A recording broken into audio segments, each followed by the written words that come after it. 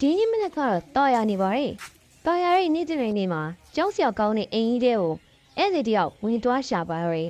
အဲ့ဒီအိမ်ကြီးထဲမှာဘာဆက်ဖြစ်မလဲတော့ကျွန်တော်လည်းမသိပါဘူးဗျာ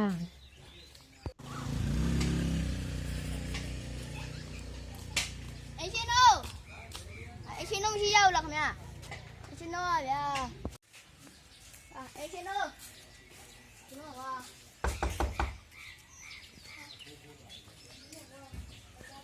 အရှင်တို့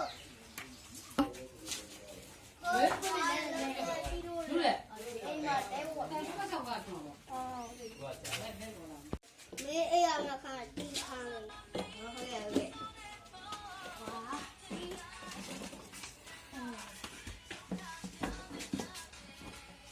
没得过。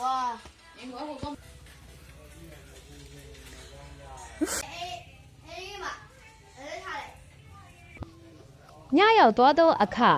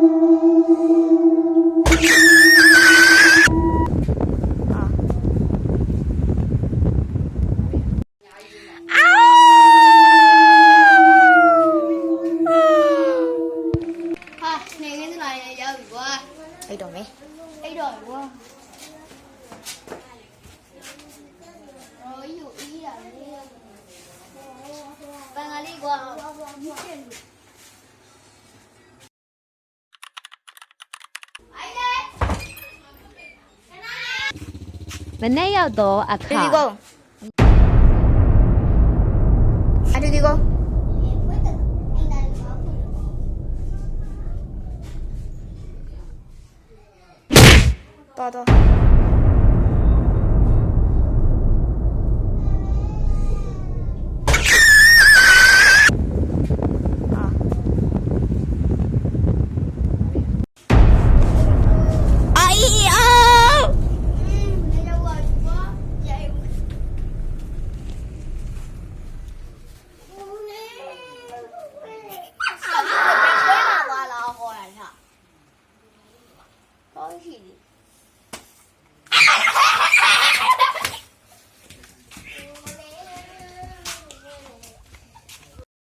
အဲ့အချိန်ကစပြီးတော့ဒီအိမ်မနေရတဲ့သူတွေလည်းဒီအိမ်ကနေပြီးတော့ပြန်ထွက်သွားကြတာပါပဲတော်တော်ကြောက်စရာတော်တော်ကောင်းပါရဲ့ဗျာ